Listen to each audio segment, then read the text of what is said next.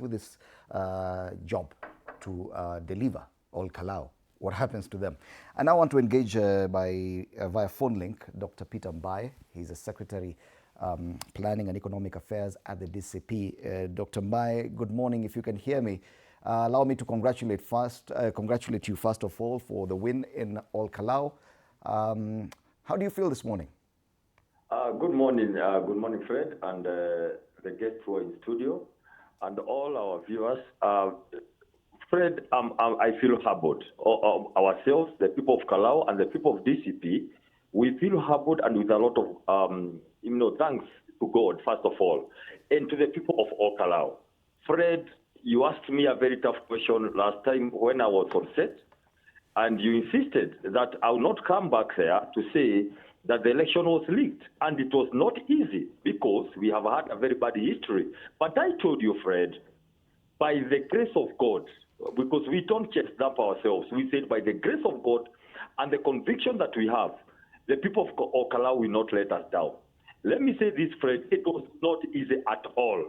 The amount of intimidation, the bribery, use of force and power and violence, it was not easy. That's why we were just crossing our fingers that the people of Kalou will receive all the goodies, but then they will follow their heart. Now, the people of Kalou are not any other people.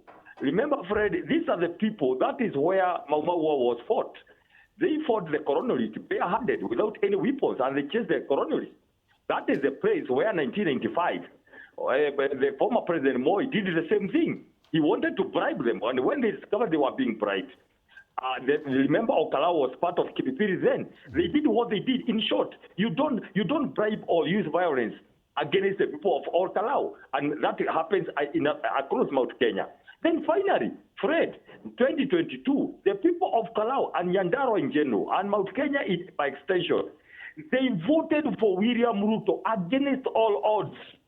They died with him. Actually, Nyandarua was the biggest block, single block, homogeneous block for William Ruto. So in short, it's either they love you or they don't.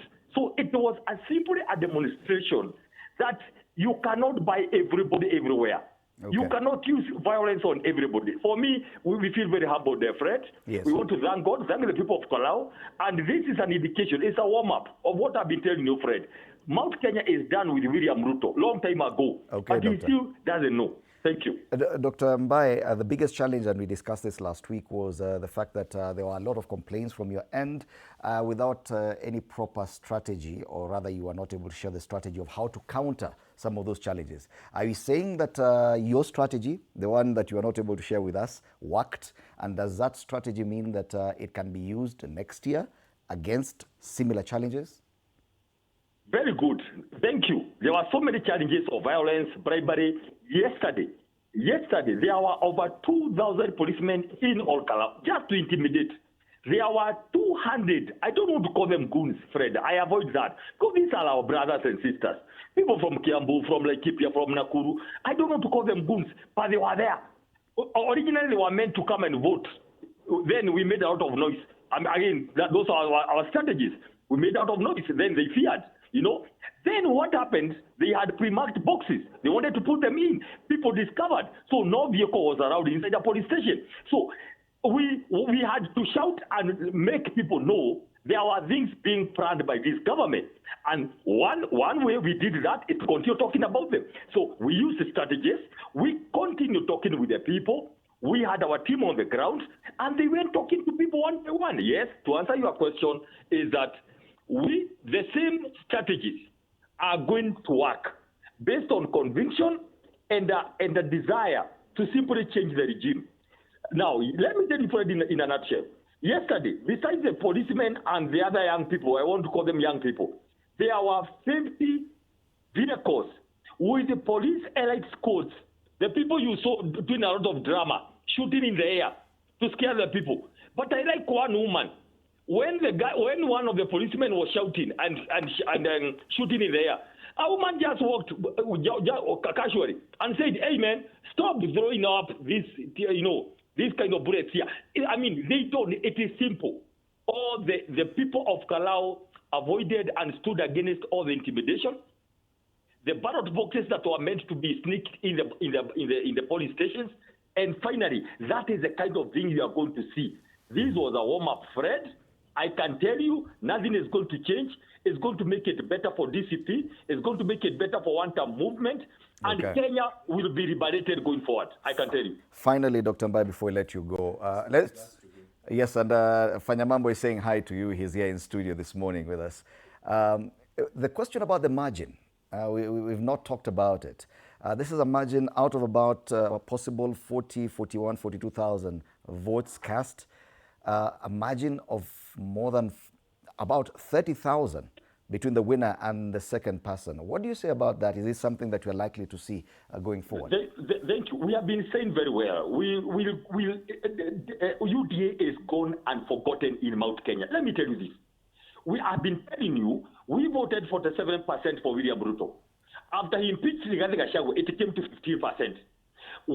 After going all around, right now, it's about 2%, 1%, 2%. And that 1% is for the people who are, doing tenders with the government, here and there, and even them. So that is an indication. And let me tell you this, Fred, that you saw 5,000 is a result of 10 billion in primary in development, 1 billion in cash. So you can imagine where will William Ruto get 12 billion to bribe every constituency next year? So it's going to be nothing. And when Mount Kenya decides to give you votes, they will give you. If they decide to deny you votes, you are going to get 20 votes. So I can tell you that margin will get worse next year. Because you can compare that margin with 12 billion Kenya shillings, 1 billion in cash. There were over 200 senior civil servants in Ol Kalou for the last 3 months. They cannot match that into 90 constituencies. So I can tell you this. The issues of UDA and what is happening with what happened yesterday is a result of President William Ruto's betrayal, deception, and conmanship that he has done to the mountain. It is done and it's over. I want to say this. I have seen some congratulatory messages from some very senior people in government, and some of them kitchen cabinet. I want to say this with a lot of humility. I welcome the congratulatory messages on behalf of the party. However, please know, God has just started the process of humbling you. You need to know, life is not about money and power every day. It is us who give you power without a sharing. Then when you get to power, you want to think now you can buy us with the money, and it is us who give you the opportunity to be in power. So God has a lesson for you. Next time, fear God and respect the people. All right. And this is a lesson that is begun right now. It's going to go full-blown towards next year's generation. Thank you. And very briefly, I can see your party leader, Rigathi Gachagua, has posted on X that there's a thank you tour in Ol Kalou constituency today with quite a number of stops starting at 11 a.m. I understand you are in Ol Kalou yourself this morning? Yeah, I've rushed to do something very urgent in Nairobi. Right now, I'm over to Nairobi, but I'll be back. We are starting at 11 at Gorika, Wakiongo, at 11 a.m. No, that is Wakiongo, Dodori, Wakiongo at 11. Then we go to Gorika at noon. We pass through to Maini at 1. Ol Kalou will be at 2, Ol Kalou Center, and then Meharate and all that. So I'm urging all the people from around the area, please come. The Honorable Rigathi Gachagua was not able to get in there because we were able to see there was a plot to cause conflict and chaos to try to postpone the elections.